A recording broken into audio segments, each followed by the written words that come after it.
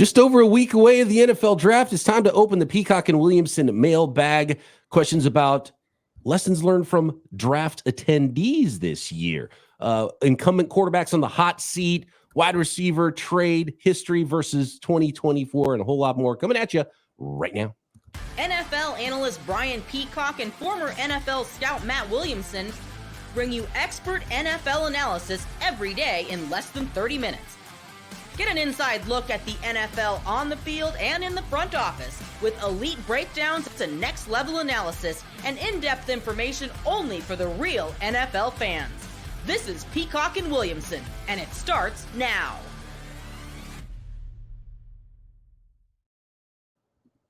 Welcome to the Peacock and Williamson NFL Show. Brian Peacock alongside Matt Williamson at BD Peacock at Williamson NFL. Thanks everybody for making this your first listen on the Locked On Podcast Network, your team every day. We love the everydayers, and I do have to remind everyone that today is the day, Wednesday, 7 p.m. Eastern, 4 p.m. Pacific on the Locked On Sports Today YouTube channel, 24/7 streaming channel, the premiere of the 2024 Locked On NFL mock draft special. Matt and I hosting it once again. It's a 6-episode extravaganza. So much fun this year. All the hosts involved, college hosts, fantasy insight, making picks for every team's first selection, all the first-round picks, plus if your team didn't draft in the first round, we've got you covered there as well. So much fun. It's a must-listen, must-watch for everybody.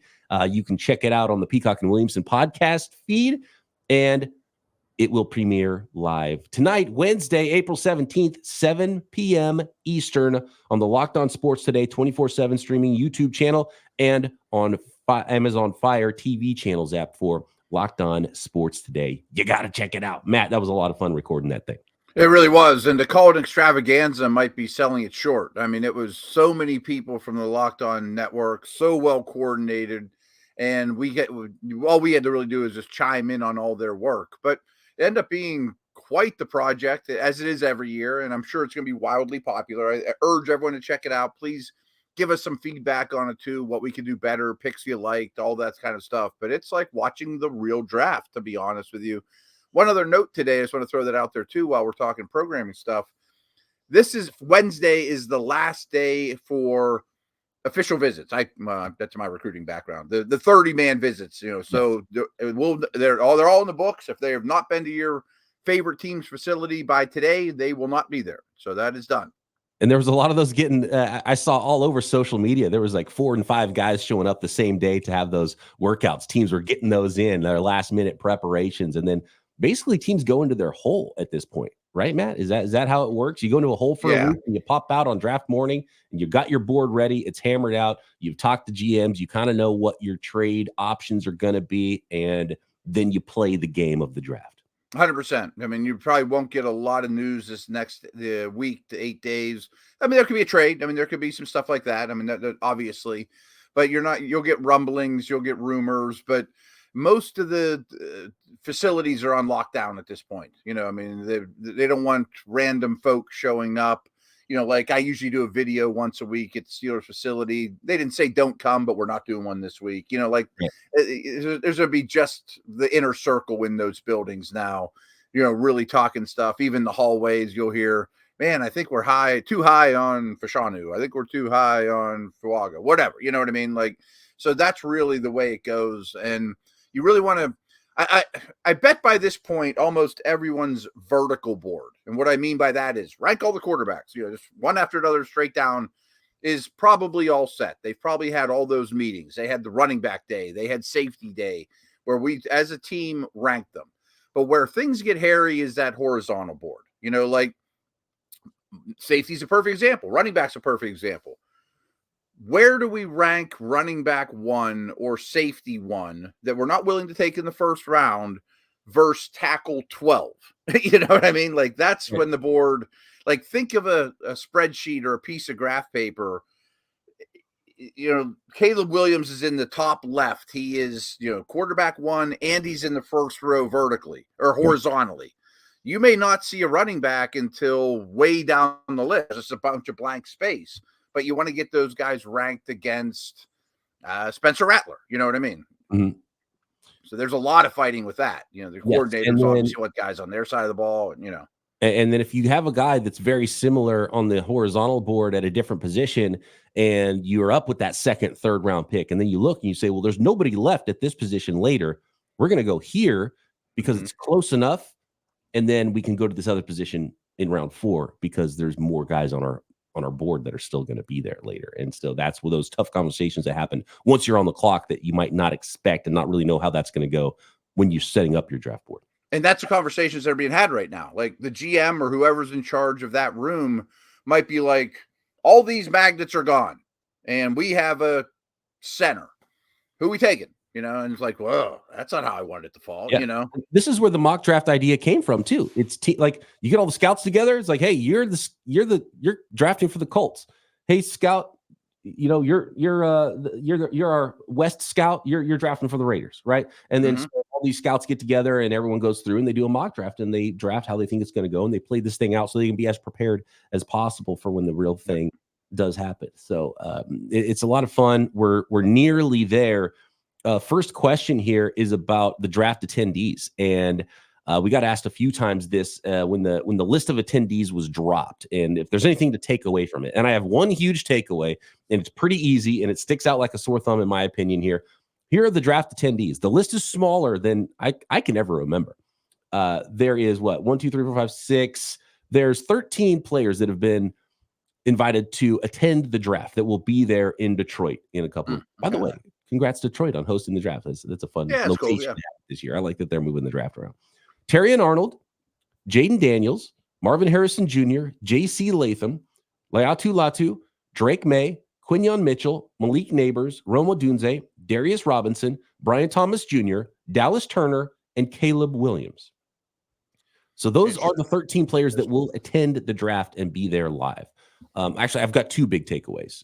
That's the first I've heard them. So there's one that stands out to me, Well, one big takeaway is that 3 of the quarterbacks are there. Caleb Williams, Drake May, and Jaden Daniels. No other quarterbacks. So does that mean they're worried that one of the other quarterbacks or all of the other quarterbacks slip and they don't want that moment where there's Will Levis or Aaron Rodgers on camera sliding into day 2? Well, I think they absolutely don't want the Aaron Rodgers situation, which some of you might not remember. Again, that was the year I was with the Browns. That was a long time ago. They just kept sticking a camera in his face and why is he falling? Unbelievable. He's still sitting in the green room or whatever. That's what no player wants. I don't think the NFL wants that. Now, it makes me wonder also, JJ McCarthy is the one that comes to mind. Like Penix and Nix could sit all day and not get their names called, but McCarthy's going to go in round 1. He may have just said, as many prospects may have said, I'm going to hang at home and get my favorite pizza from my local place with my family. I don't even want to go. The people that helped me get there, and they like JJ McCarthy probably saw Will Levis and was like, I don't want to do that. Get the camera out of my face. I want to enjoy this with my family, and it might not be a thing about where he's going to go or anything like that. And that might be the reason this is a smaller group. Maybe less people want to attend. I bet this many people told them no. And it's not like 10 people told them. It's not a vacation. Detroit, not to disparage the city, it's not a vacation destination. It's not LA right. or Miami or New York or something. So maybe it's like I don't need to go to Detroit and see the sights, and do that whole thing. But the big takeaway is all those guys are on everybody's first round mocks. One player is less often in those first round mocks, even though he's there more often now, and that's Darius Robinson. Or is the league telling us? Because it would be weird to have all first round locks and then one guy who's probably not going to go in the first round, right? So the league and the folks that are putting together this TV program, and that's what it is, think that Darius Robinson's a first round lock. Do you get that idea right now? That was my first impression. When I did this search to see the names, I thought one of these things is not quite like the other, and that's Robinson. Because I'll bet everything I own that those other guys are all going in the first round. Yes. But we cite Mel Kiper a lot, and I'm sure I said this last week. We went through his mock. He's really dialed in their first draft podcast with him and Field Yates. I listened to a little bit ago. Well, it was a couple days ago, whenever it came out. And he may have said 5 times in that podcast, as direct as you can, Darius Robinson is going in the first round. Darius Robinson's going in the first round.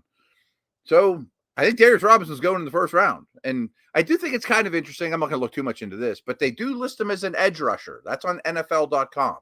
I guess you could just call him D-line or whatever. I mean, that's not, I'm picking nits there. And if you put him as a tackle, and then it gets to the tweener versus versatile debate that we've had before on this podcast. I think he's versatile. I think he'd be a starting defensive tackle. I think he'd be a starting defensive end. But I think the way to best utilize him is as a big defensive end who does rush from inside sometimes, or even is always an interior guy on third down. So just use him as he's best fit. He could be a 4-3 player outside in. He could be not as many teams run the old classic 3-4 defense anymore because everyone's kind of got a 4 down front, but he'd be that 5 technique, right? He visited the Steelers in that capacity. And all of those schemes. And so I think a lot of teams are going to like him, and he's different than all these smaller edge rushers too. And if you just put him at D tackle, he's one of the top 3 there easily. And maybe even, who knows, maybe teams would be like, well, he's the best tackle. If we put him at full, like 100% defensive tackle only, he's the best guy there too. Yeah, I mean, so he at the combine, he ran with a bunch of edge rushers. I mean, that's the group they put him in. That's what he's listed at. So a lot of people are like, he's not that great an athlete. Well, compared to 240-pound speedball off the edge, he's not, of course. Right. But if he'd have been out there with Sweat and Murphy and those guys, they'd have been like, he's the best athlete here. So eye of the beholder is really big there. I am really curious where he lands, because if his new team, and I doubt any team would do this, lines him up between the guards or the 3 technique or reduced snap after snap after snap, playing the Ravens, I think he's going to get swallowed up over the course of the game. But if you're moving him around, or frankly, a team like your Niners that wants to use 8 defensive linemen and just go attack and be physical, I mean, I think that's a great setup. Or the Saints, or, I love him for the Niners, and the Niners have utilized a ton of defensive linemen in that way, where they're bigger defensive ends and move inside as a pass rusher in different packages. And by the way, Eric Armstead, he'll be a bully, right? And Eric Armstead might be one of the best comps for who he is.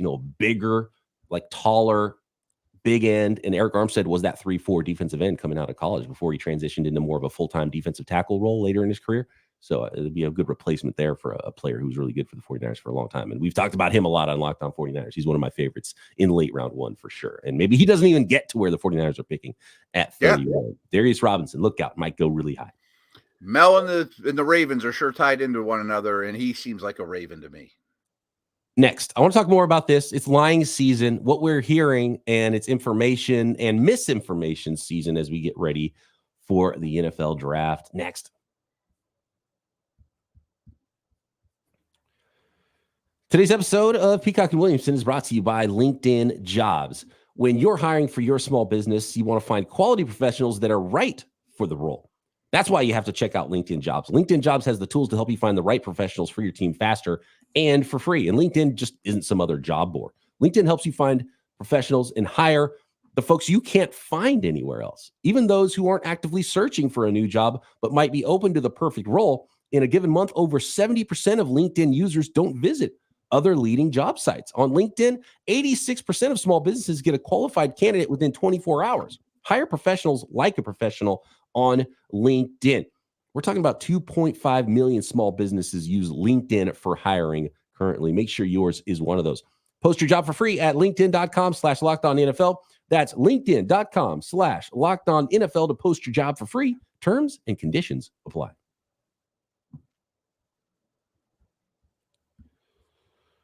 One more note I have about information and misinformation. And Bob McGinn's article came out today, and he's always really good and has an interesting mock draft and has a lot of good information.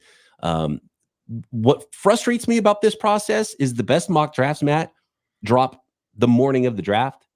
And by then, it's like, I don't care anymore. If the draft is going to happen in a few hours, I can wait. I want to know who's got the best mock draft in February and March as we're getting ready for this thing, right?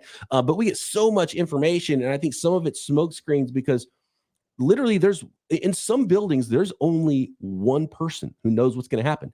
He's not telling anybody what that's going to be, right?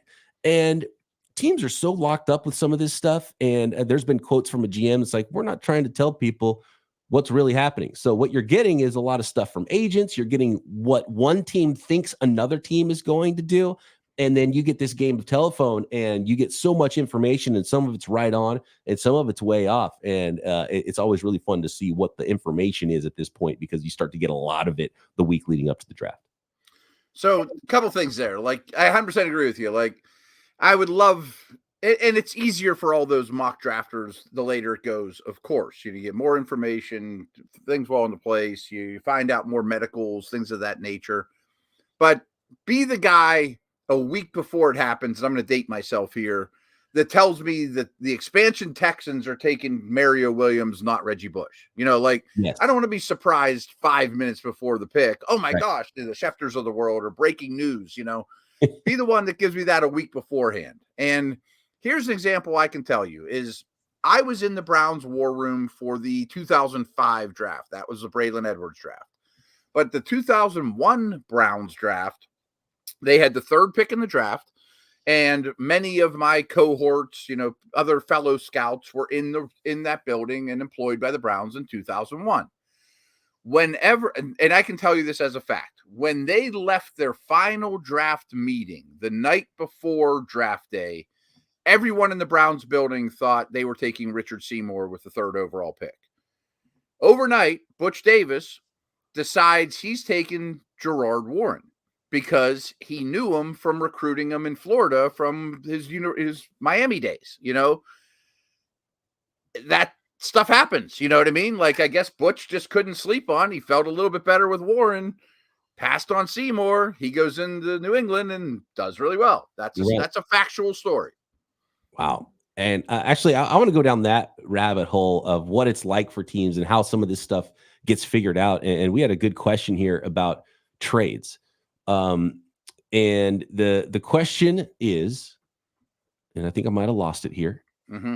I got to go down the gist of it, which is interesting to me. Yeah. So essentially, the question is, how are NFL trades consummated? Like, how do these teams put together trades? Is it like the question was, is it like Moneyball, where you're just calling up teams and seeing what the gist is and what's going on and what they're thinking?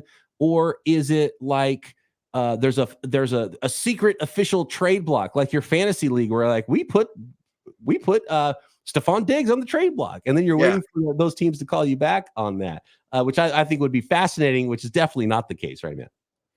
So I don't have a lot of insight on this, and that certainly wasn't my area, and I'd love to really know the answer to it.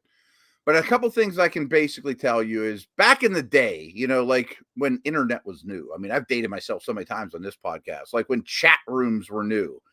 I always said, and even when I was on the air back then, which hard to believe I was even on the air that long ago, I thought every team should have one designated chat room guy, that it's like super protected and nobody could ever penetrate it. It's like Fort Knox, and they could go in there and be like, Antonio Brown has to go.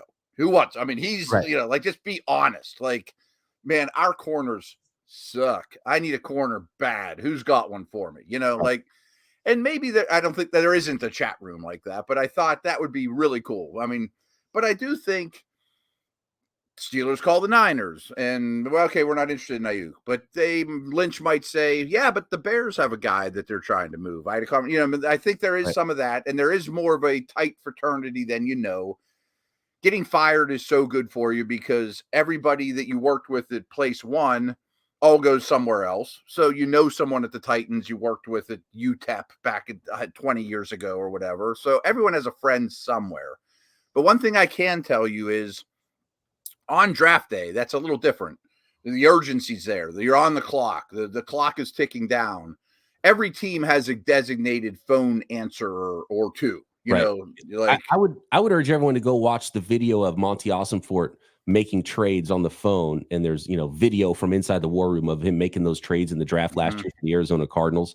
And there's not extra words being spoken. He's like, no, they're efficient. It's like, hey, Bob, what do you got for me? Okay, yeah, we're going to need more. Call you back. Boom. It was like quick conversations. Yeah.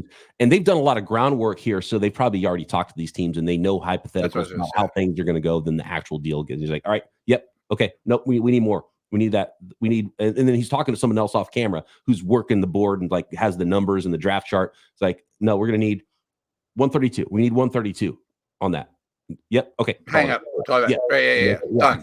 Bang. It's like a stock trader. Right. And so there's a billion phone calls. It's much more like Moneyball than the other part to answer the question. Yeah, there's just a million phone calls, and you have and it's just nonstop, and it's why GMs at this time sleep 3 hours a night, right? Because there's just so much going on. You're flying around the country looking at prospects. You're talking to everybody, trying to figure out what's going on, and then you have all this set, and you kind of have an idea before. It's not like the first phone call you make is on draft day to a team, and then that had never heard from you, and you have no idea, unless there's something unexpected that happens on draft day. I wonder I think that was well said by you. Is I bet a very high percentage of draft day trades were at least discussed beforehand. Yeah. And that goes up exponentially the earlier the round, of course. Like right. 5th round, hey, someone offers me a deal. I'll get out of here. Okay. Maybe they didn't discuss that before. If this guy's there in the 5th round, I'm sure they didn't. But there is a ton between day 1 and day 2. There's a ton between day 2 and day 3 where everything's done. Man, I want to get up for Levis. I want to get up for whoever. That stuff makes all the sense in the world. I do wonder, though, when weird things happen, like Warren Sapp, Laramie Tunsil, some of these guys, Randy Moss, that everyone knew was awesome, but they're dropping. I never thought I could get to 5 where I thought he was going to go, but now he's sitting there at 17. Like I know that there's a red flag, but I'm willing to buy at this price. I just think we get this far. The Packers in 2005 in the Aaron Rodgers draft.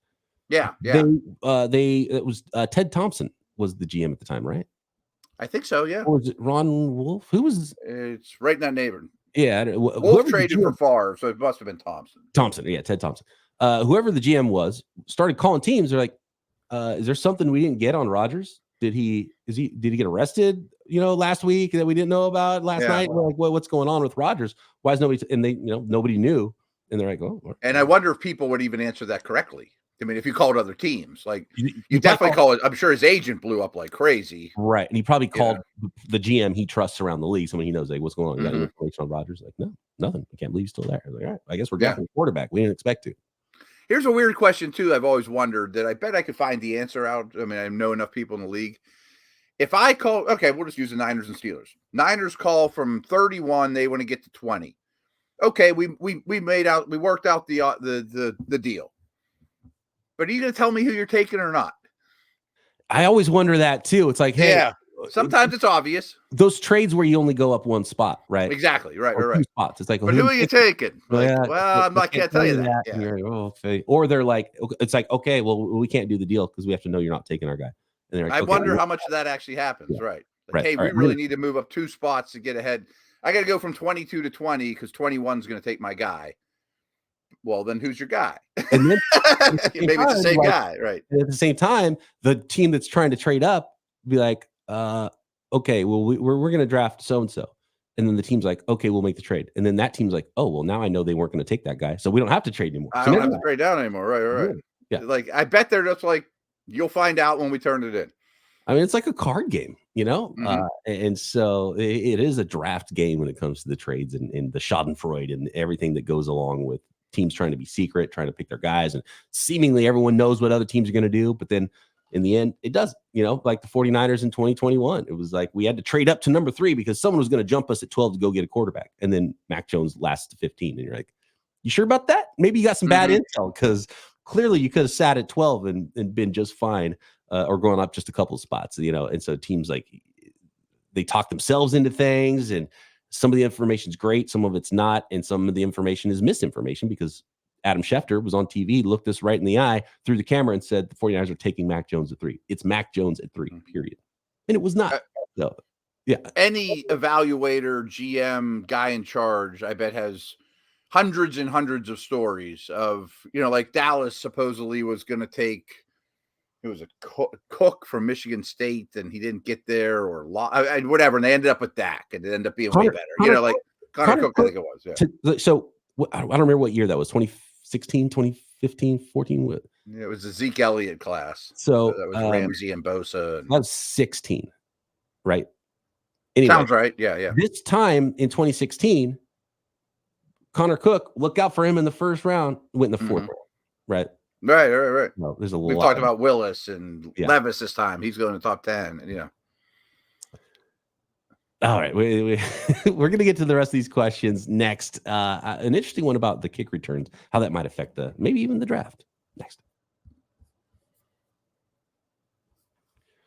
Today's episode of Peacock and Williamson is brought to you by Monopoly Go. We've all been there, either as a player or a fan. It's halftime, and the scoreboard is not looking good. You're feeling low, not sure if you or your team can pull out that win.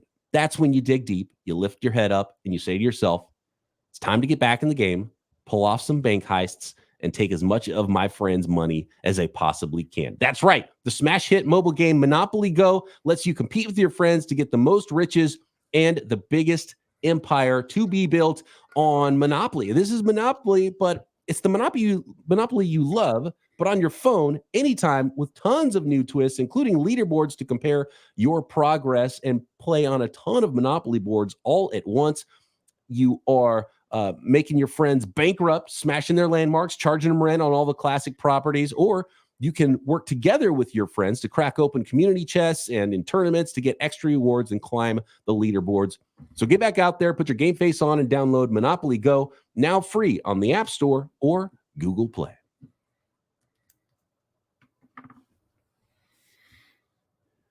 Question from Tony. BP, I got to check that out. Monopoly Go. I have a very high winning percentage in Monopoly. Oh, do you? Okay. Railroads, baby. All right. Railroads are the backbone. There's foundation. Maybe we could team up and play against our listeners on Monopoly Go. I wonder if there's a feature there so they can come beat Peacock and Williamson. I think I'd become less popular. I'm an assassin on the Monopoly board. Stealing their riches. Yeah. You don't have to pay me for hitting on this, but why don't you give me those properties?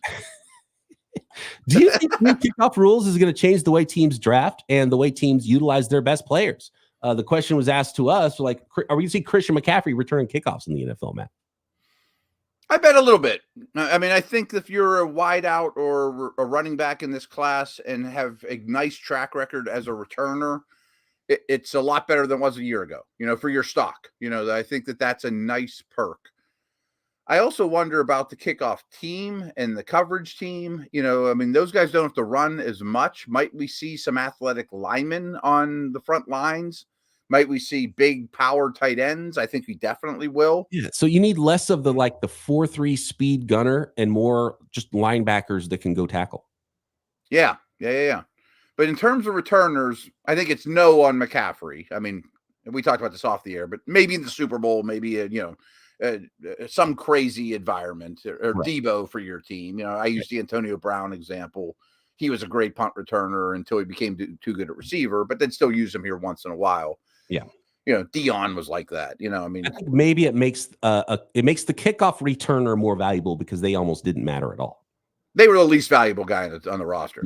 Yeah. I mean, if they couldn't do anything else, you had no chance. So punt returns were more valuable because you didn't want them to muff the punt. You just have to catch the punt. Mm-hmm. Was that's what you were looking for. Is a guy that could catch the punt, maybe make a play after he did catch it.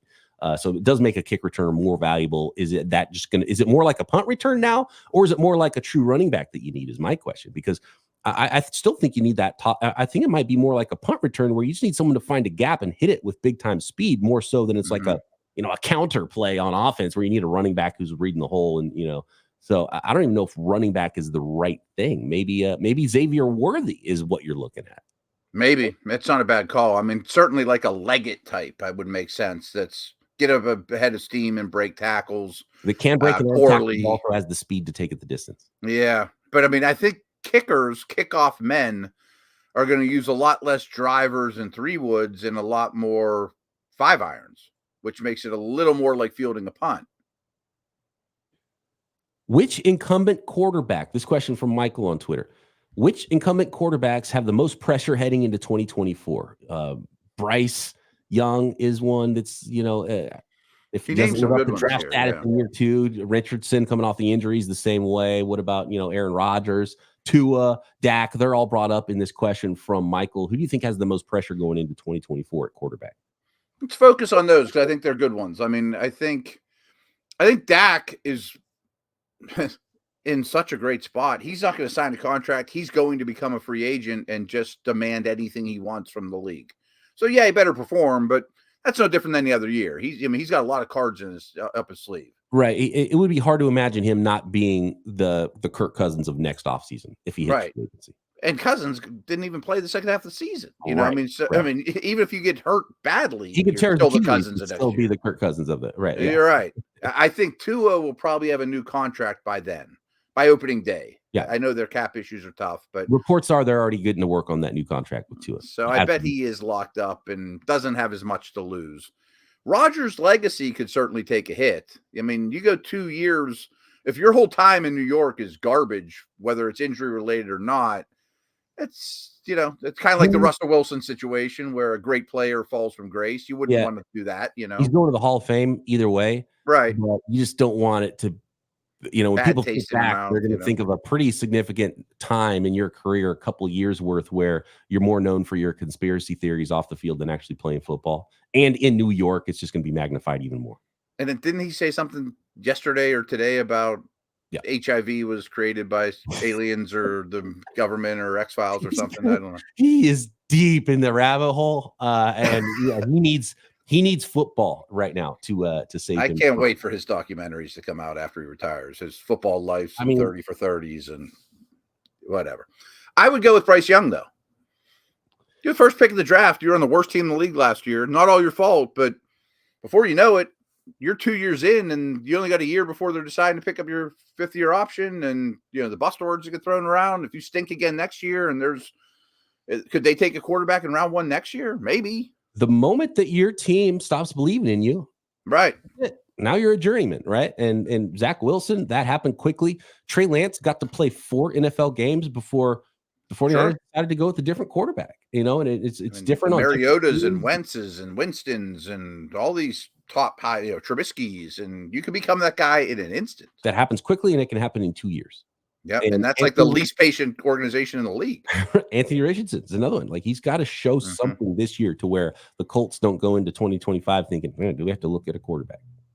Yeah. No, it's that time. Right. And it feels so early to say that, but things change so quickly in the NFL. Oh, not for long. I want to get to this question really quick, and maybe we can answer it very fast. JDS asks, how many in the past 5 draft classes how many wide receivers in the past 5 draft classes would be in the top 3 receivers this year? Okay. I am pulling up off the board. So let's go real quick here. Anybody that would penetrate the top 3 wide receivers in this class, essentially. None last year. Right? None last year. Smith and Jigba was my favorite. He was first one off the board. Not even close. Drake London, Garrett Wilson. Garrett Wilson I liked better than Drake London. I would put Garrett Wilson in the Neighbors category. I think Neighbors probably has a higher grade right now than Wilson did then, but I don't think it's far off. So that's kind of a 2-part question. I don't want to spend too much time on it. Is what did I think of Wilson and maybe even Olave then? I like these 3 better, but Wilson was close. But I think Wilson and Olave I would probably rather have than Odunze today because I've seen them. And I like Odunze better than I liked. I wasn't as big on Drake London as the league was and the Falcons were, apparently. I like him a lot. I would probably, to be honest with you, my rankings of the 2022 class would probably have Neighbors 2 after Harrison, then Wilson, then Odunze, then Olave, then London. That's how I'd have those 6 ranked. I might be the same. That's a good one. And Jamar then Chase 21, I'd have Chase behind Harrison, but he'd be number 2 for me. Waddle would be I liked Smith more than Waddle at the time. They would both be probably they'd be 4 and in 5 the for me. Odunze conversation. I liked Smith then as much as I like Odunze now. They'd be pretty close. I like the Odunze better than those 2, but they'd be 4 and 5. No one in 2020. Nope. Even at the time. I mean, I wasn't as high on Jefferson as he turned into. I mean, right. I mean, Jalen Reagor went ahead of Justin Jefferson. So right. Judy, Ruggs. No, none of those guys would be in the top 3. And 2019 was a really good second-round class, but there was only one first-round receiver, and it was Marquise Brown. N'Keal Harry was the second receiver taken then, so nobody there either. Definitely not. Even the year before, DJ Moore, Calvin Ridley, coming out of school, no. So Chase is the only lock to be top 3 in this class, and then I would put like Devontae Smith, Wilson. Wilson, Olave, London is kind of really close. Yeah. Or maybe ahead of one of those guys potentially. Yeah. Yeah. Wilson's the one that's is close to those three, right in the mix with them, Harrison goes ahead of Chase. Yeah. Yeah, I think so. Size. Mm-hmm. Chase might be 2, though. Yes. I think he goes ahead of Neighbors. Yeah. Thanks, everybody, for making us your first listen. Make sure you check out the Locked On NFL Mock Draft Special that launches Wednesday night. It's a whole lot of fun. Check it out on Locked On Sports Today. You can also find it in the Peacock and Williamson podcast feed, both YouTube and audio. Matt and I back tomorrow, right here, Peacock and Williamson.